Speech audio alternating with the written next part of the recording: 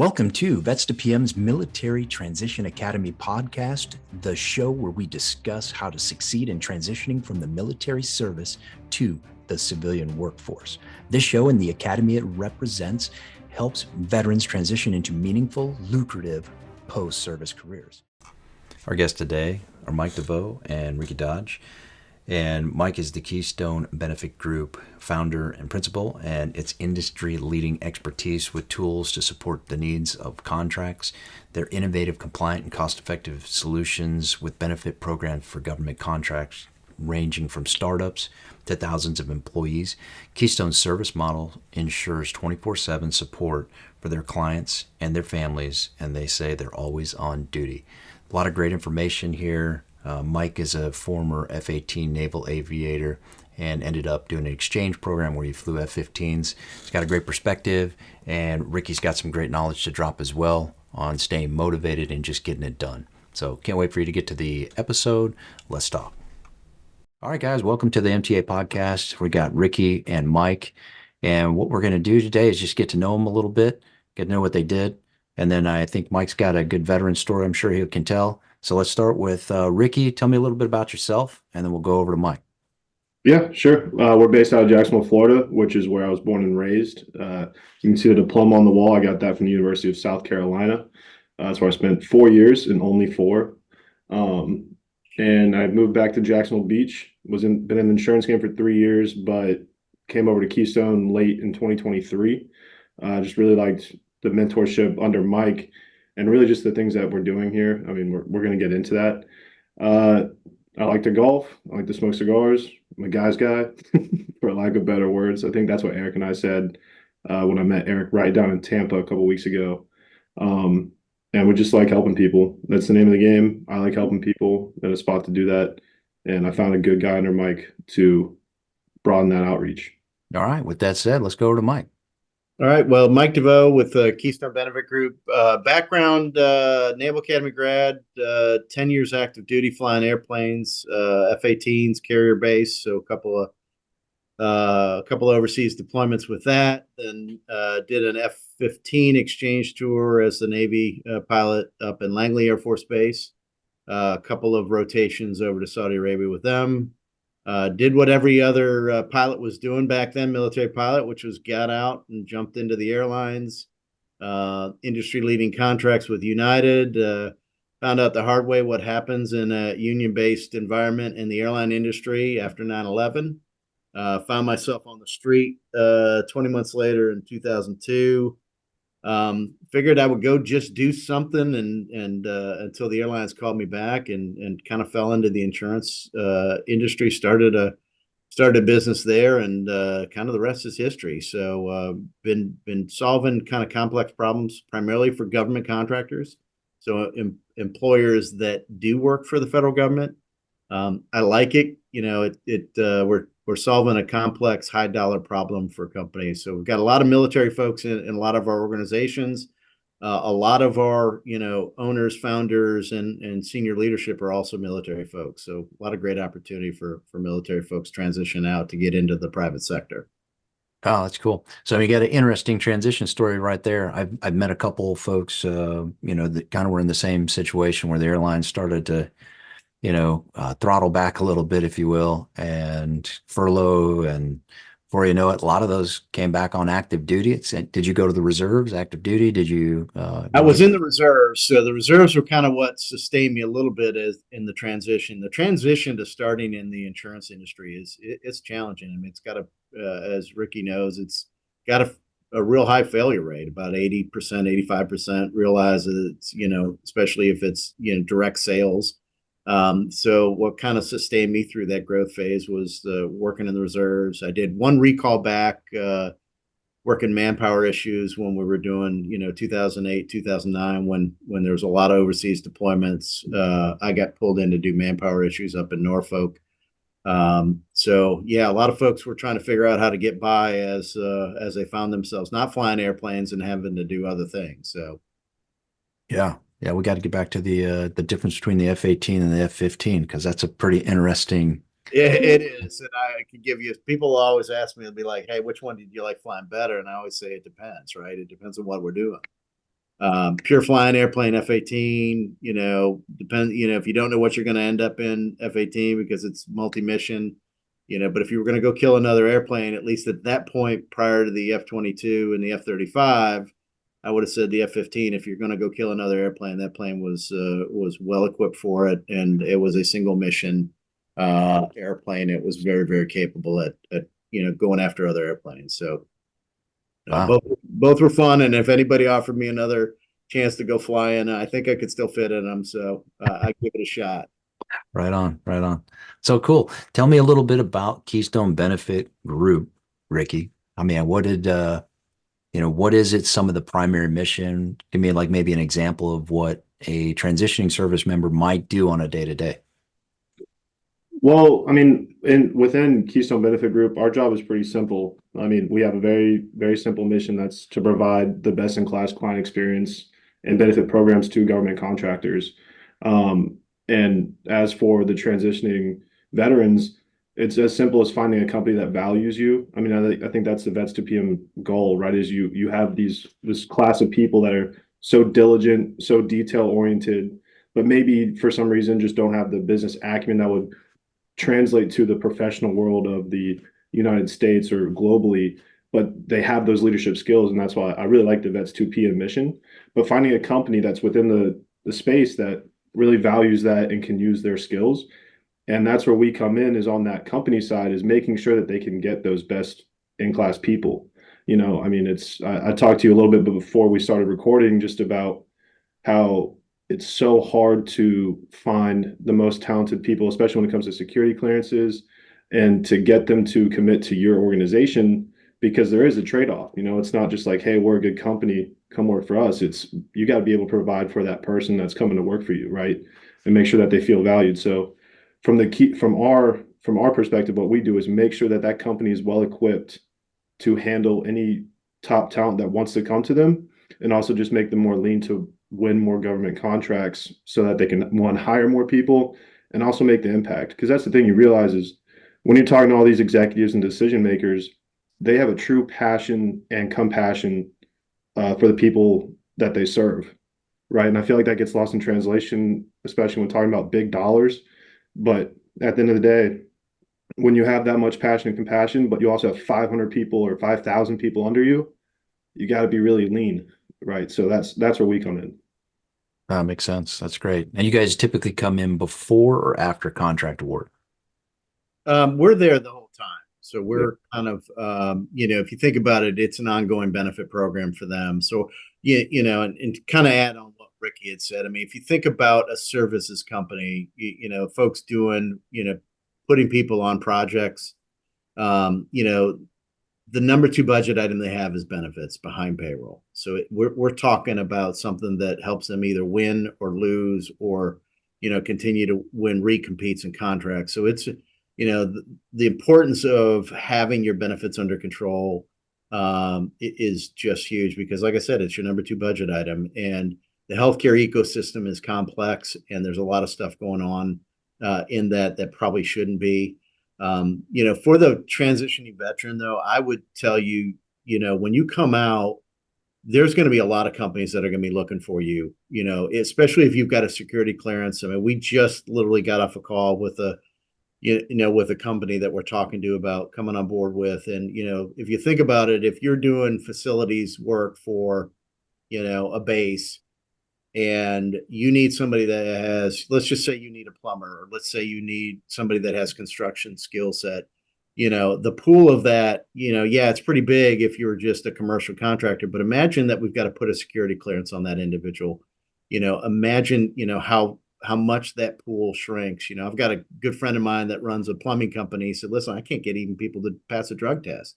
Imagine you got to get them to pass a drug test, and you got to get them to have a security clearance. So just think of the value that you have there.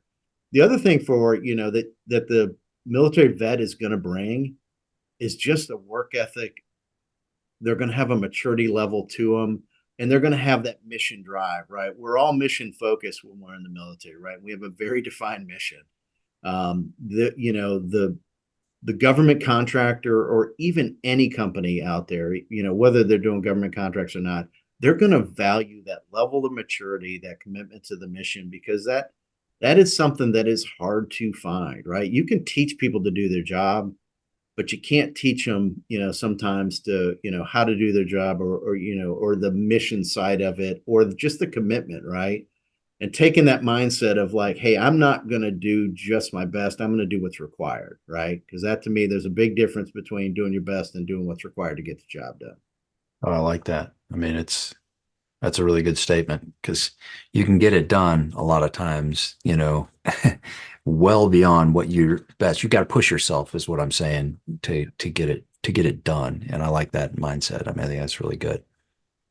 Very cool. So when we talk about like healthcare tips, for companies, what would you say would be some healthcare tips? Because I mean, second none to payroll is that benefits. That's got to be up there with, cost. Well, yeah, I think when folks look at a company, they're looking at really two things. There's actually, if we look at the surveys of what people are looking at, the first thing is compensation.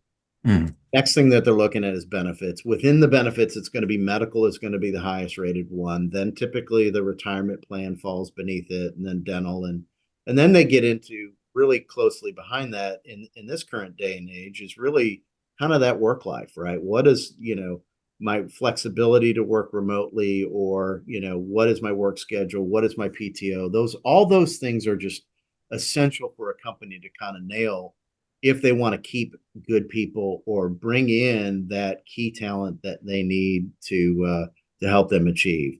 If it's a military retiree, I would tell you one great negotiating thing that you need to remember is you're bringing healthcare to the table, right? If you've got TRICARE as a retiree, or you have TRICARE access as a reservist, just remember that in your negotiation that, hey, you're probably saving the company, depending on the size of the company and their contribution structure, you're probably saving that company probably anywhere between $600 a month.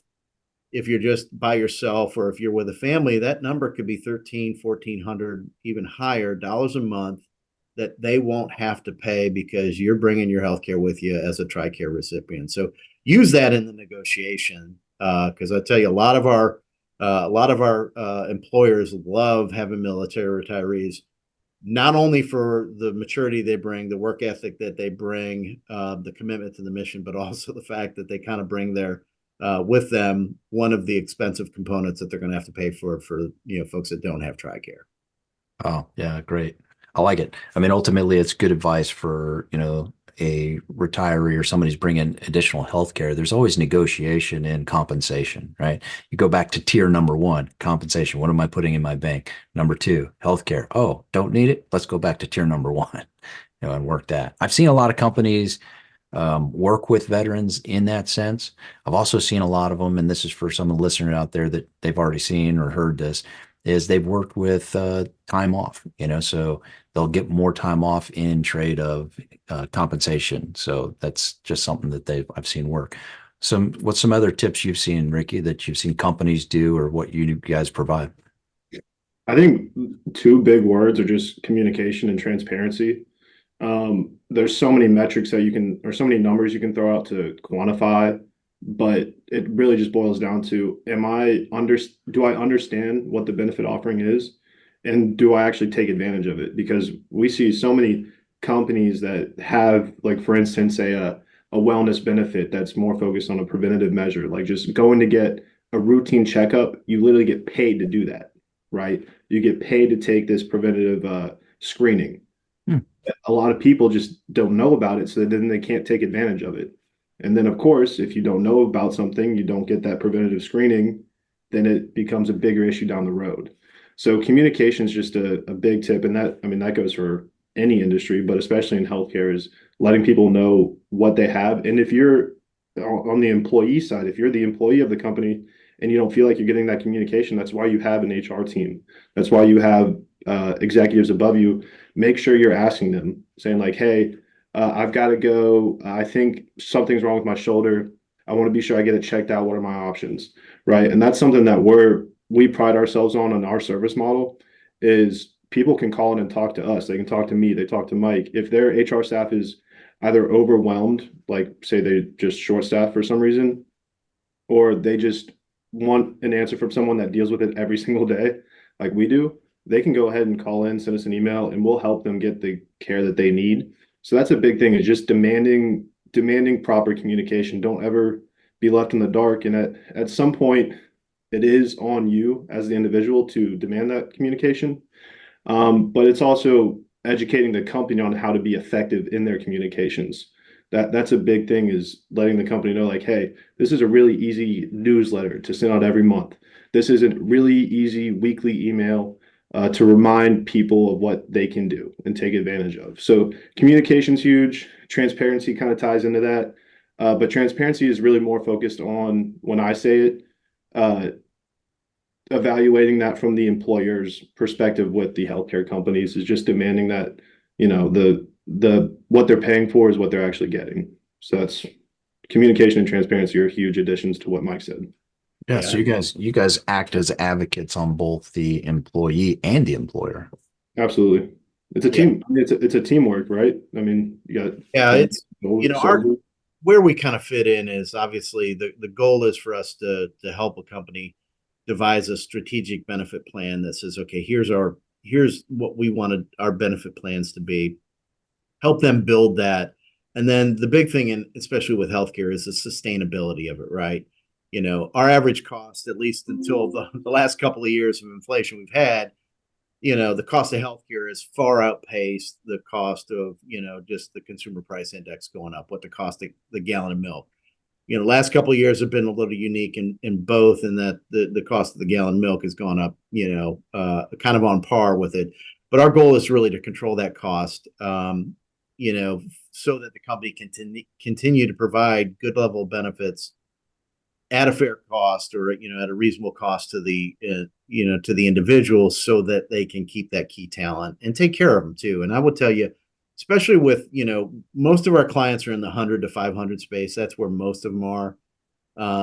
Single owner, or typically a small group of owners, and they really care about their employees. Their intent is to try to do the best they can within the contract terms, or what the budget allows. And they really take care of it and value those employees. So, I think the one thing that of folks remembering is, listen, the healthcare system out there that these companies are providing is significantly different than what you're used to in the military, right? You have TRICARE, you really don't think about it. You know that if you get injured, you're just going to get put on a medical leave and the check's going to keep coming in. The program's going to shift. And like Ricky said, you got to understand that, right? You're going to have, if you don't have TRICARE, then you're going to transition to, kind of a traditional medical that an employer is going to have. You're going to have disability insurance, potentially life insurance to take care of your family, dental insurance. It's not just going to the base. It's not just going to base dental. It's not just going to the base hospital or base medical. You've got to deal within a commercial sector, and invoices and billing and all those other things that are unique. So, as with everything, get educated on how is this different than what I was used to. And a lot of folks coming out of the TRICARE system don't quite understand, you mean I can't just go get this medication, right away, or I can't get it at zero cost. So understanding your benefits. Our job is to communicate to the employees too, because a lot of our employers are spending, multiple seven figures on these benefits. So if they don't communicate to them that, hey, these are your benefits, these are how they work, and here's how you can optimize them. It's, there was a survey out there that basically showed that the difference between a good benefit plan and a bad benefit plan was the delta was only about 10% difference of perception by the employee. But if you didn't communicate the value of the benefit plan, you could have a poor benefit plan that's well communicated and actually is perceived better than if you have a poor benefit plan that you don't do any communication on. So it all comes down to educating your employees, letting them know the value of what you spend, and it'd be a shame if you're spending, multiple seven figures as an employer and your employees have no appreciation for what you're doing. That's where we come in, is to really help educate them and advocate for the employees so that they get the most out of the benefit program. Oh, yeah, that's important. I think you bring up a huge point, just through life and transition and employment and everything, is a well-communicated plan. Whether you're doing project management, human resources, benefits management, insurance. A well-communicated plan beats a better plan all day long that's not communicated. So if you don't know about a benefit, what good was it? So, Yeah. And the only other thing I would say to the transition, and there's a couple things. One, if we used to say when I first started in the insurance industry, like if everybody has a plan, your plan may be I have no plan, right? I have no plan for retirement. I'm not putting anything away. That's a plan, right? You've just chosen to ignore the realities of you probably need to get a plan put together. The other thing too is you are never unemployed, right? If you are not currently employed with an employer, your job is to go find an employer, somebody to work with. So that is your job. So I think those mindsets, and I think the military folks have it. They typically don't sit idle around waiting for things to fall out of the sky into their lap, because they realize that doesn't happen, right? For you to get promoted, for you to be competitive, for you to get the best jobs in the military, you had to be aggressive. The same thing applies when you transition out. You just have to kind of change your language a little bit, change your perspective a little bit, but the drive and the work ethic are going to be your key components and competitive advantage as you go into your transition. yeah, I'm glad you brought that up. I think that's something to explore just a little bit as as an individual that is looking for a job, is turn their job into job hunting. Where would you say is a good, you've got expertise in the GovCon space, and they're always looking for talent. So you guys see that side of things. What's some good resources that they need to go find? Where would they apply?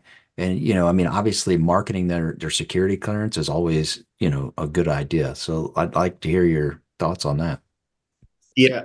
There's a lot of firms out there that focus on, literally you could just search, in your area, you could search government contractors and your skill set. And, literally it's going to start popping up in Indeed. If you do that search out there, you could get one of the headhunters that are out there. I know there are, numerous staffing firms that are out there just looking to help military folks get placed, or honestly, more so, they're really looking. The companies are out there trying to figure out how to staff these, hard to place security clearance jobs, and they're looking for people. So it really shouldn't be real hard for folks to engage and find we got this new thing called Google, and it works pretty well, that folks can jump into and go find out who's, what positions are out there.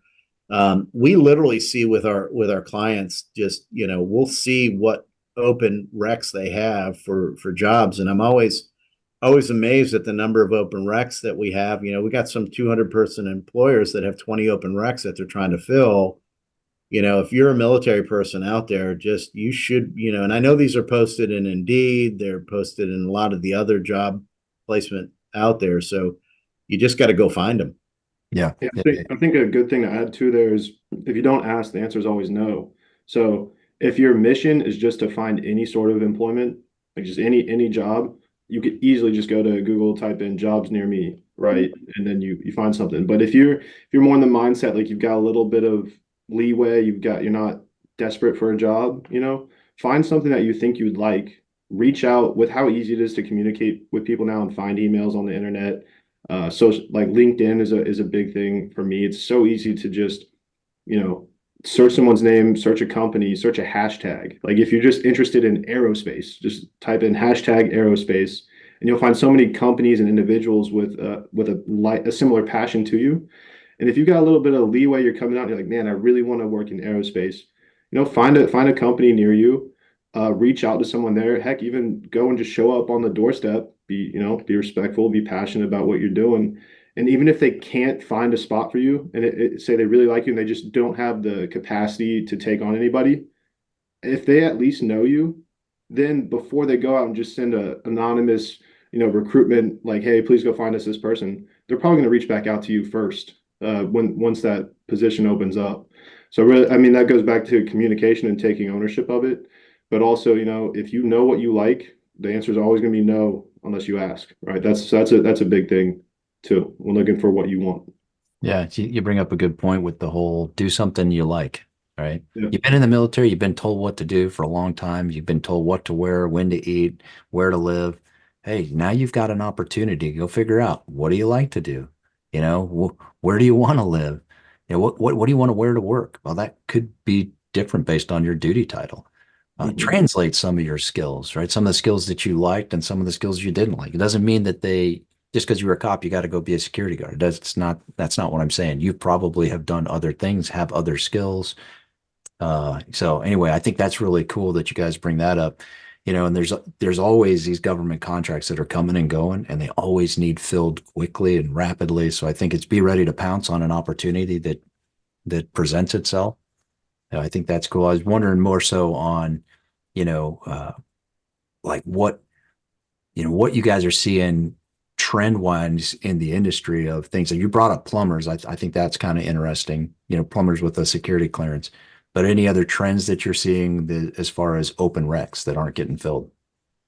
I think a lot of it is the security clearance is a big one, right? You've got to get if you've got an active security clearance and you're saying you can't get a job, that's kind of a head scratcher to me. That there if you've got an active security clearance, you should be have multiple offers in the space there. IT is huge. Cybersecurity is that is a growing field that I think has unlimited opportunity for folks. I want to circle back to the kind of how to find a job thing, but just remember your military network, right? Those that have transitioned before you, you're a known quantity to them, right? If you were an Army,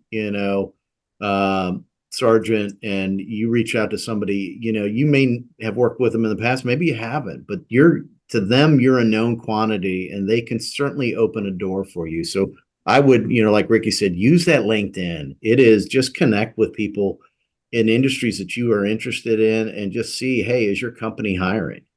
Or how did you do the transition that you did from, you know, being an infantryman to, working project management? How did that happen? Walk me through that.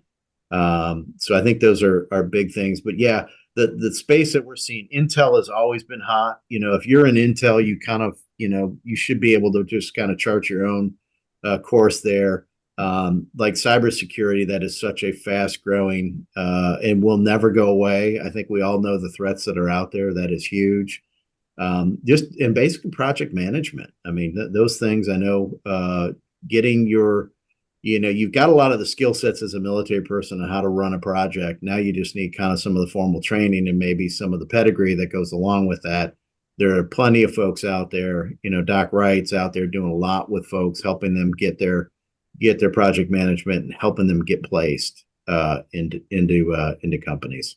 Right on, right on. Yeah, I like that. And as far as now that we talk trends, are you seeing on the healthcare side for, when you guys are vying for these contracts and insurance, are you seeing any trends healthcare wise, like mental, physical, seeing folks, what needs more coverage, less coverage as you advise these companies, to make them more competitive? Yeah, mental health is really. I think we've all realized that mental health is kind of a lacking area that needs a lot of attention.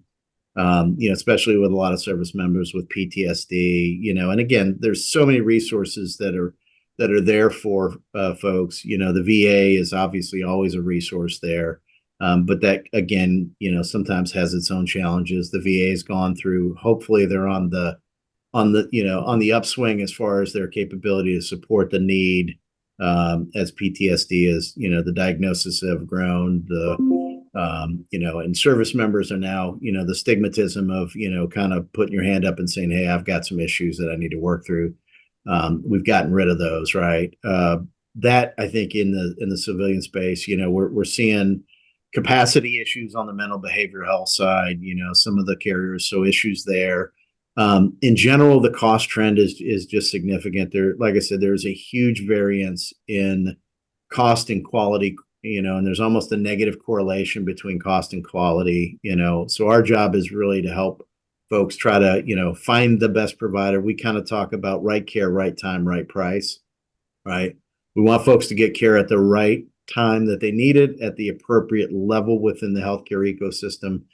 but also with providers that are, charging a fair price, right? Because that's what we got to get out is the bad actors, those that are overcharging, or those that are producing poor quality outcomes, right? We obviously have, a bunch of trial attorneys that have made a living off of medical errors, medical malpractice, and it's a real problem. And there are some, like I said, there's some fantastic providers out there, and there's some people that probably should, maybe go off and find other jobs to do because they're not very good at what they do. So our goal is to make sure we get folks into the right care that's going to take care of them, produce the best outcome. Yeah, well, and one way to do that too. Another trend that I'm seeing, especially with people closer to my age, in the 20s and 30s, is a demand for immediate access, not just scheduling an appointment 2 or 3 weeks down the road and just hoping the problem either subsists by then or just doesn't get worse. But we've seen a lot with telehealth and just direct primary care physicians. A lot of smaller networks popping up that are more regionally based, but telehealth is national. So getting access to networks that provide just the ability to call a number.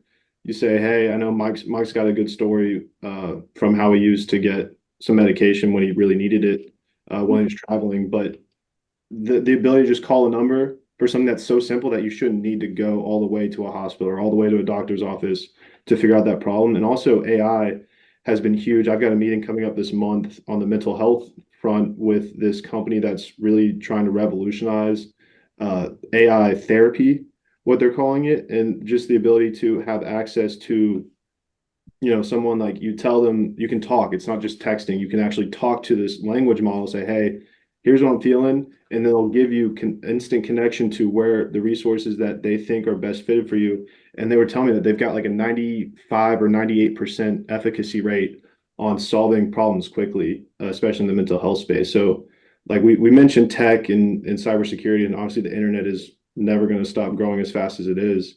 But those are trends that I've been seeing, is just immediate access to care, whether it's through a telephone or through, a paid service online. yeah, it's great input. I mean, delayed care is diminished care for sure. So, I mean, you're not getting what you need quickly. It doesn't matter so much. I mean, 2 years ago, if I'm waiting a year, golly, the problem could be gone by then. Or like you said, could be exasperated to where now it was a symptom and now it's just become a whole different problem. So, Yeah. But sometimes the best healer is time, right? Sometimes it's literally just, hey, just wait it out, you'll be good. But for some things, the more time that goes by, the worse it gets. So yeah, rub some dirt on it, So, and I like that. So, as we switch gears a little bit, tell me, give me a little bit about, what you guys, obviously I can tell that you're passionate about making sure that you're transparent with all the employees, and then also on the employer side, what are some benefits or some structure that you could say that why would we go with Keystone Benefit Group? Why do I need to reach out to you? If I just want a contract, and I'm like, oh man, I just read this line here. I got to have, provide insurance, or, I got to have X amount or of Y of this, or, just give me a little bit about why a company needs to quickly reach out to Keystone Benefit Group. Yeah, if I could answer that one, I think honestly, if you're in the government contracting space and you're not working with a group that understands the unique nature of government contracting, you need to reach out. Not us, but there's other folks that play in the space. As far as I know, our vertical is just 100% government contractors, because you're different than the company that may do the same thing, but they work in the commercial space. Your competitive nature is really is really driven by your cost structure, right? And so, the reason you want to talk to us is when we understand the market you're competing in, we understand how the government, purchases services. We understand when we get into some unique contract components, how those work. So you want to and we understand what your competition is doing too, right? If you're misaligned with your competition, you might be missing out on opportunities if you're losing proposal efforts, because of the fact you're like, hey, I thought we were in line. I thought we had competitive benefits, or maybe we're too competitive. Maybe we're paying for too much of our employees, healthcare expenses. You just got to make sure you're aligned. And you just want to work with somebody that understands your unique position within, your vertical, which is government contracting. So that would be an area where I think when folks want to reach out to us, or, if the employees, you don't feel like the employees are being taken care of, if you're not getting a high level of service, because with our clients, typically their HR team, right? They've got to keep their administrative staff low to be competitive. Their HR, we like to say they're an army of one typically. Maybe they have a payroll person in there. Maybe they've got one HR generalist helping them, but they need somebody else. They need more boots on the ground. They need a force multiplier. That's where Keystone kind of comes in to basically bring that infrastructure, bring that knowledge so that the employees get taken care of at a very high level, but the company can keep their administrative or their labor burden low. Yeah, I like that. High service for low cost potentially. Yeah. And like you said, you're helping them navigate the ins and outs of the contract and helping them bid, to where they can be more competitive.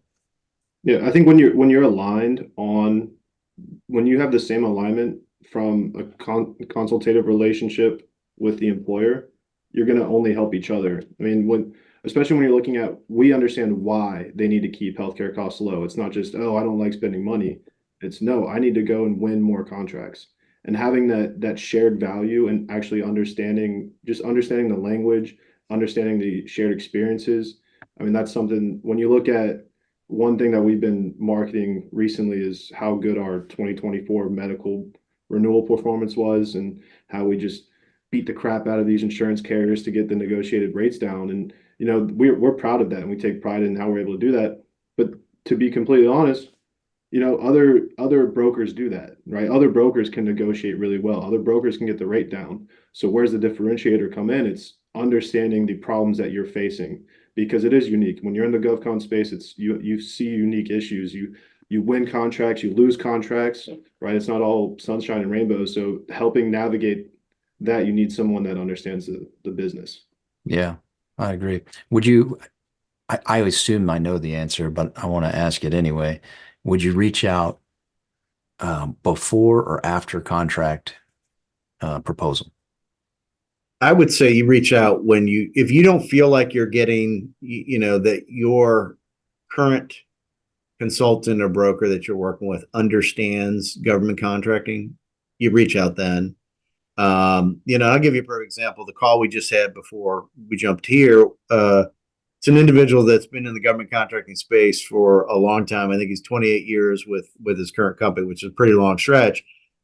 And he's the individual that helps with the budgeting, the proposal efforts. And he said, right now we're paying about, for me, I looked at it and said, the company's paying about 68%.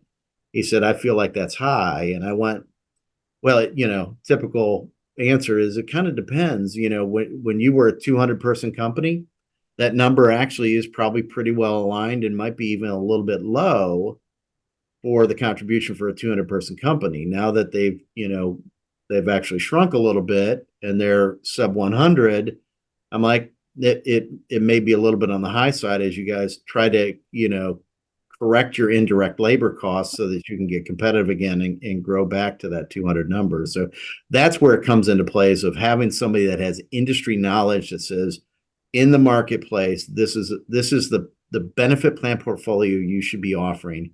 These are the various contribution models that we typically see based upon your size segment and your industry.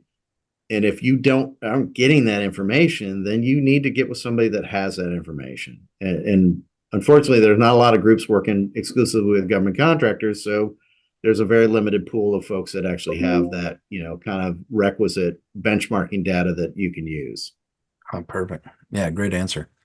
And as we wrap this up, what's one way people can reach out to you, or the best way? LinkedIn is obviously one. I think Ricky and I both on LinkedIn, pretty active on it. Obviously, they can go to our website, keystonebenefitgroup.com, or they can just call in. We're 904-464-0888. We're down in the Jacksonville area. So it's kind of where I spent most of my military time, was down here in Jacksonville. So we made it home.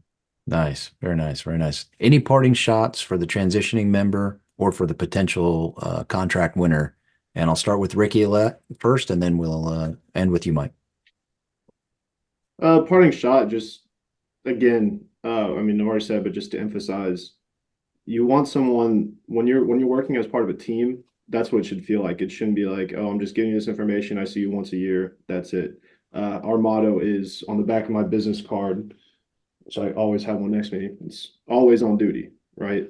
So, I mean, we've had 5 a.m. calls on a weekend to talk to people overseas. We've had 7 a.m. calls here to talk to people overseas. We've had 8 p.m. calls here to talk to people on the West Coast, right? So, I mean, being always on duty, that's something that we take pride in because we know that if we're slacking, you're not getting the help that you deserve, right? So, I mean, and then for the transitioning member or transitioning veteran, someone that's looking for a job, it sounds cliche, but just don't stop, right? Keep going. Answer is always no if you don't ask, and the answer or the result is always negative if you stop, right? You never know what's going to come next, but you always know that you can control your actions, right? So just keep going, and we hope we're here for the long haul to help you. Nice. I like it. Thank you. Mike. Yeah, I would just say, to the person transitioning, listen, just recognize how much value you're going to bring to an organization, right? You've got that discipline, you've got that mission focus. Yes, it's a new environment, but just, and get to know your environment as quick as you possibly can. Acclimate yourself to where you're headed, but recognize too, you at one point joined the military and you found yourself like in this whole new world that you had to figure out, right? All the acronyms, all the responsibilities, all the rules that were in there. You were able to adapt in that environment. You will adapt in this new environment. You just have to treat it like a job, but you've got all the skill sets and you bring a lot of value, and employers recognize what you're bringing to it. So stay persistent, find the job that you want to, that you're interested in, because recognize it does not have to be what you did in the military. There's a lot of things out there that you can bring to the table just based upon your work ethic and who you are as a person. So I would stay persistent and enjoy the transition too. It's going to be a fun environment. It's a new environment. Maybe it won't be the camaraderie you had before. I'm still always trying to find that ready room mentality, that we had when we were flying airplanes. But it's going to be a different environment where you're going to have a lot of great people you're going to work with. Right on. Yeah. And maybe for a little bit longer too. The longevity is there. So. Yep. Oh, perfect. Thanks, gents. I appreciate it. I had a good time, and we'll see you next time. Hey, thank you. Thank you for tuning in and spending a bit of time with us at the Military Transition Academy, powered by Vets to PM. If we piqued your interest, but you want more details, please head over to the website vets2pm.com and see if we can help prepare you for a better tomorrow or a future meaningful and lucrative career.